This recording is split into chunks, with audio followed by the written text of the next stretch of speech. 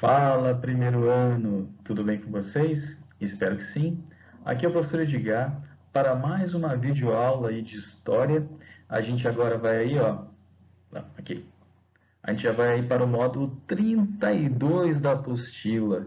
Já passamos da metade dos conteúdos de história do ano que vocês estão, do primeiro ano. E no nosso vídeo de hoje nós vamos abordar aí as reformas protestantes. Na última aula a gente falou da reforma luterana e no encontro de hoje a gente vai falar sobre a reforma calvinista e a reforma anglicana. Ok? Vamos lá? Então vamos lá. Nós vamos começar então pela reforma calvinista. Ela recebe esse nome porque tem o seu líder aí, o João Calvino. E quem foi João Calvino, né? João Calvino era um francês que vai estudar na universidade teologia, direito e humanidades, e ele vai aí ter contato, né, com toda a literatura produzida por Lutero, Santo Agostinho, e ele vai defender também a livre interpretação da Bíblia. Então, o que vai acontecer? O João Calvino, então, vai, digamos assim, enfrentar o poderio da Igreja Católica na França, e aí, obviamente, devido aos seus pensamentos, que era muito baseado ou muito próximo àquilo o que Lutero defendia, né? O João Calvino, então, vai ser nomeado aí um herege.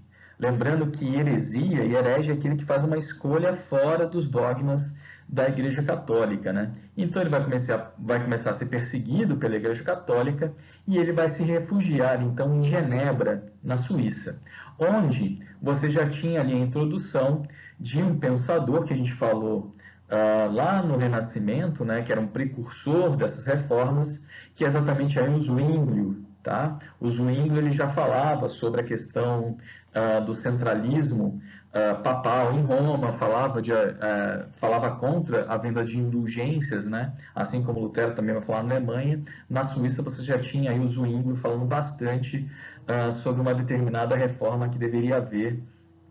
Ele também é daquela onda lá do Wycliffe, John Wycliffe, acho que é o nome do cara. Então você vai ter aí uma série de precursores das reformas protestantes. Então você já tem um caldo cultural bastante favorável em Genebra, na Suíça, para, digamos assim, a ida, né, do Calvino para essa região e a implementação então da Igreja Calvinista. O João Calvino, tá? Ele vai ser bastante radical nas suas ideias, por isso que muitos indicam, né, que ele instituiu ali na Suíça uma ditadura religiosa a partir da publicação da Instituição da Religião Cristã de 1536. E por que ele era tão radical? Né? De onde vinha essa radicalidade do João Calvino? Principalmente em algumas coisas que o diferenciavam do Lutero, do Martinho Lutero. Por quê? Não sei se vocês lembram lá, o Martinho Lutero defendia, né, que os fiéis, digamos assim, a salvação das almas dos fiéis, ela vinha a partir da fé. Se você acreditasse em Deus, se você acreditasse nas palavras de Deus, a sua alma seria salva. Que não dependeria do pagamento do dízimo, não dependeria da venda de indulgências, que a salvação vem pela fé. Esse era o grande diferencial do que pregava aí o Lutero para a Igreja Católica.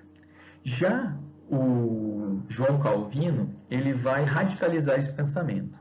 Por quê? Ele vai dizer que a salvação pela fé é apenas para aqueles eleitos por Deus. Aí você para e se pergunta: quem são os eleitos?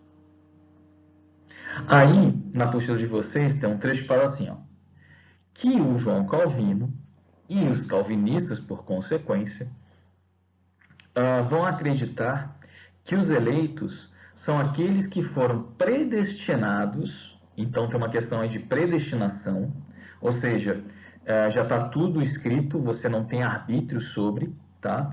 Então são aqueles que foram predestinados a crer vivendo em seu tempo histórico e a manifestar uma vida capaz de multiplicar os bens materiais recebidos nela por meio da austeridade e acúmulo de capitais. Aí eu pergunto para vocês, quem acumulava capitais nesse momento histórico, hein? Exatamente, a burguesia. Então, para o João Calvino, tá? É bem interessante de se pensar que as suas ideias foram inspiradas também por uma questão econômica, não simplesmente uma questão religiosa. Tem uma questão totalmente social envolvida nesse momento, tá? Para o João Calvino, a fé, a coisa do acreditar, é algo divino, que não está no campo do homem. O Lutero pensava diferente. O Lutero acreditava que a questão de você acreditar era algo do homem, né? Era algo do ser humano. Já para Calvino, não. Ele fala que, na verdade, o acreditar do ser humano nessa fé, essa coisa de você crer em alguma coisa, já é uma questão divina e não uma questão terrena dos homens, digamos assim, tá? Gente, eu tenho uma coisa muito importante para falar para vocês sobre essa questão da predestinação, tá? Por que é importante falar? A gente vai falar muito sobre isso quando a gente falar da história dos Estados Unidos, que não vai ser nesse ano, vai ser só no ano que vem, que a gente fala sobre a independência dos Estados Unidos. Mas por que é importante eu falar isso agora para vocês, né? É para que a gente consiga entender algumas coisas. Essa parte que o Calvino fala dos eleitos, ela é muito conhecida, e vocês vão ouvir falar muito quando a gente falar dos Estados Unidos, do Destino Manifesto, tá? O Destino Manifesto é exatamente isso, que é a predestinação dos eleitos, né, que serão salvos aí pela fé, né, que serão salvos, mas assim, não é para qualquer um, é só para os eleitos. Isso vai estar muito presente na história dos Estados Unidos. Porque o que vai acontecer? Os calvinistas na Holanda, tá? Eles vão ser chamados aí de reformados. Já na França, eles recebem o nome de huguenotes. Na Inglaterra, eles vão receber o nome de puritanos e na Escócia de presbiterianos. Queria falar sobre vocês sobre dois desses aqui. Primeiro, os da Inglaterra, os puritanos. São esses puritanos que não vão encontrar espaço para exercer sua fé na Inglaterra, já que a Inglaterra vai passar por uma outra reforma e vai ter uma nova igreja lá, que é a igreja anglicana, tá? A igreja anglicana não vai aceitar, obviamente, então, outras reformas, ela não vai aceitar, então, os puritanos, e os puritanos vão buscar, então, uma nova terra para exercer sua fé livremente, que vai ser aonde? A América do Norte. E aí, gente, esses puritanos que vão para a América do Norte e vão formar os Estados Unidos, eles vão acreditar o quê? Que eles são o povo predestinado por Deus para salvar, né, as suas almas através da fé. E aí essa coisa do povo eleito vai estar muito presente na história dos Estados Unidos. E é essa coisa do povo eleito que vai fazer, por exemplo, que os Estados Unidos achem que eles podem ditar as regras do mundo. Eles começam a fazer isso pela América, com a doutrina Monroe, que é a América para os americanos, e depois na história a gente vai ver várias interferências estadunidenses em outros países, porque eles têm isso com eles, eles acham, eles acreditam que eles são um povo eleito, tá? Exatamente por causa dessa questão aí, calvinista, dessa origem calvinista dos puritanos ingleses. Só para a gente entender que as coisas não são tão por acaso assim. E outro que eu queria destacar aqui são os huguenotes da França, que, por exemplo, vão chegar no Brasil, bem no início da nossa colonização, e vão tentar invadir o Rio de Janeiro. E vão tentar ali roubar aquele pedaço de terra dos portugueses, onde eles queriam fazer a França Antártica, né, exatamente para poder também exercer a sua fé livremente, já que existia uma perseguição católica muito grande na França, né? Então os huguenotes vão tentar vir para o Brasil, só que aí eles serão expulsos numa aliança de brasileiros com os indígenas, e aí você não tem digamos assim, a permanência, né, desses franceses aqui. Mas também eles só fizeram isso porque eles acreditavam que eles eram eleitos, que eles estavam predestinados àquilo. Então essa questão da predestinação do povo eleito está bem colocado aí para os povos calvinistas. Encerramos aqui. Vamos falar então agora da reforma anglicana que acontece então na Inglaterra. Bom, A primeira coisa que a gente tem que falar aqui é desse personagem icônico da história da Inglaterra, que é o rei Henrique VIII. Ele é da dinastia Tudor, tá? É ele que vai centralizar a monarquia depois da Batalha das Rosas. Você tem lá, na Batalha das Rosas, o enfrentamento de duas famílias, a Lancaster e a York. O Henrique é filho, então, de um rei que tinha um pé na família York e sua mãe, ela era exatamente vinda de uma família Lancaster, né? Então esse casamento entre York e Lancaster meio torto aí é que vai proporcionar a chegada então do rei Henrique agora VIII da dinastia Tudor no poder. E aí, por acertos políticos da época da Europa, o rei Henrique VIII vai ser obrigado, de certa forma, a casar com a rainha, no caso, nesse caso aí, que vai vir da Espanha, chamada Catarina de Aragão. O Henrique VIII, então, vai tentar ter o seu filho varão, ele tinha essa necessidade de ter um filho para sucedê-lo ao trono inglês, só que a Catarina de Aragão não tem um filho homem, ela vai ter a Maria, tá? Que é exatamente a primeira filha desse casamento. O Henrique VIII não estava contente com esse casamento. Ele também já estava olhando meio torto para a Igreja Católica, com todos os movimentos que vinham acontecendo na Europa. E aí ele vai ter um caso com uma das irmãs Bolena, que eu não vou lembrar o nome agora, acho que é Mary também, acho que é Maria. Só que ele acaba bastante seduzido e atraído pela irmã dessa moça que ele estava tendo um caso, que é exatamente a Ana Bolena. E aí ele vai se separar da Catarina de Aragão para casar-se com Ana Bolena. Só que, como esse casamento tinha o interesse da Igreja Católica, a Igreja Católica vai impedir o divórcio do rei Henrique VIII da Catarina de Aragão. Então acontece, o rei Henrique VIII ele vai se divorciar, vai se separar da Catarina de Aragão e vai se casar com Ana Bolena. Quando ele faz isso, ele vai exatamente ser excomungado da Igreja Católica por essa atitude. Aí o que vai acontecer?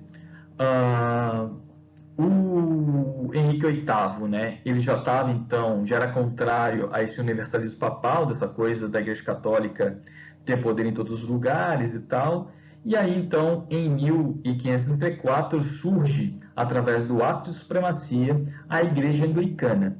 A Igreja Anglicana, ela tem, digamos assim, todos os moldes rituais, etc., até mesmo sacramentos da Igreja Católica. Ela só difere em duas questões. Ela já autorizava, então, aí o divórcio, né, por obviedade, e também ela não exigia dos seus sacerdotes, né, o voto de castidade, tá? Então, os sacerdotes da Igreja Anglicana, eles podem casar, eles podem ter família, eles não precisam ter lá a exclusividade da sua atenção e do seu amor para Deus e Cristo, como existe, por exemplo, na Igreja Católica com os seus sacerdotes, tá? E aí, só para informar vocês, tá? O que vai resolver esse caso, porque quando o Henrique VIII ele acaba morrendo, né, acontecem várias crises no trono inglês. O Henrique VIII morre e quem o sucede, tá? É o rei Eduardo VI ou VII, eu não vou lembrar exatamente, que é o filho da terceira esposa dele. Só para você ter uma ideia, o Henrique VIII casou 5 vezes, tá? E aí o Eduardo, que eu acho que é o único filho homem que ele vai ter 10 anos de idade na época, ele vai assumir o trono, só que ele era um menino muito doente e em 5 anos ele acaba morrendo. Com a morte do Eduardo, que é o sucessor direto do trono inglês, e mais importante, o Eduardo era anglicano, ele foi criado com anglicano, né? Por isso mesmo ele vai suceder ao trono. Quem assume o lugar do Eduardo é a filha mais velha do Henrique VIII, a Maria Tudor, que era filha da Catarina de Aragão. Só que a Maria, o que acontece? A Maria ela era católica e ela vai então decidir implementar ou resolver que a Inglaterra voltasse a ser católica novamente. E aí ela vai sofrer uma forte resistência da corte inglesa, né? E aí ela vai acabar então abandonando o trono em razão da sua irmã, filha da Ana Bolena, Isabel, ou Elizabeth, vai ser a primeira Elizabeth que vai chegar ao trono, tá? Tem um filme lindíssimo que eu recomendo que vocês assistam, que é Elizabeth, tá? E aí a Elizabeth então assume o trono e vai ficar muito tempo no poder na Inglaterra. Ela vai ser conhecida como a Rainha Virgem, porque ela não vai se casar e não vai ter sucessores. E depois acontecem muitas tretas que vai culminar na Revolução Inglesa, que a gente também conhece como Revolução Gloriosa. E aí, gente, existe um monte de filme que vocês podem assistir para saber um pouco mais dessa história, tá? Tem um filme que eu recomendo muito que vocês assistam, chamado A Outra, que conta exatamente a história das irmãs Bolena e sua relação com o Henrique VIII, como é que foi toda essa história aí, tá? E tem esse filme aí também, Elizabeth, que é do reinado aí dessa primeira rainha que vai durar muito tempo no poder, que é a primeira Elizabeth. Nós temos uma Elizabeth agora, não é a mesma, tá? Ela não dura lá de 1500 até agora, por mais que ela seja bastante velhinha, tá?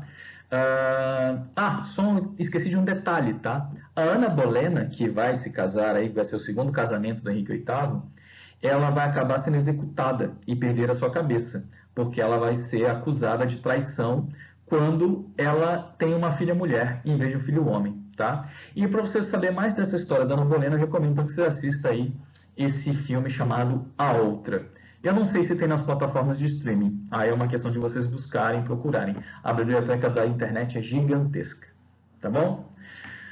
Bom, pessoal, por hoje era isso. Recomendo que vocês leiam a apostila, façam as atividades e no nosso encontro online a gente vai corrigir as atividades desse capítulo, tá? Desse módulo, melhor dizendo. Pessoal, no nosso próximo encontro eu vou fazer uma revisão sobre a Alta Idade Média. Na semana que vem eu faço uma revisão sobre a Baixa Idade Média e sobre a modernidade, sobre o início da modernidade que a gente viu até agora. E eu vou lançar alguns testes lá no Google Classroom para vocês treinarem, ver se vocês realmente estão craques nesses conteúdos. Não vai valer nota, mas vale para quem está estudando aí e quem quer se aperfeiçoar no campo da história. Tá bom? Galera, fiquem bem. A gente se vê ainda virtualmente com outro vídeo sobre a revisão e online para corrigir as atividades na nossa quinta-feira à tarde. Tá bom, gente? Um grande abraço para vocês e até o nosso próximo encontro. Um grande abraço. Tchau, tchau.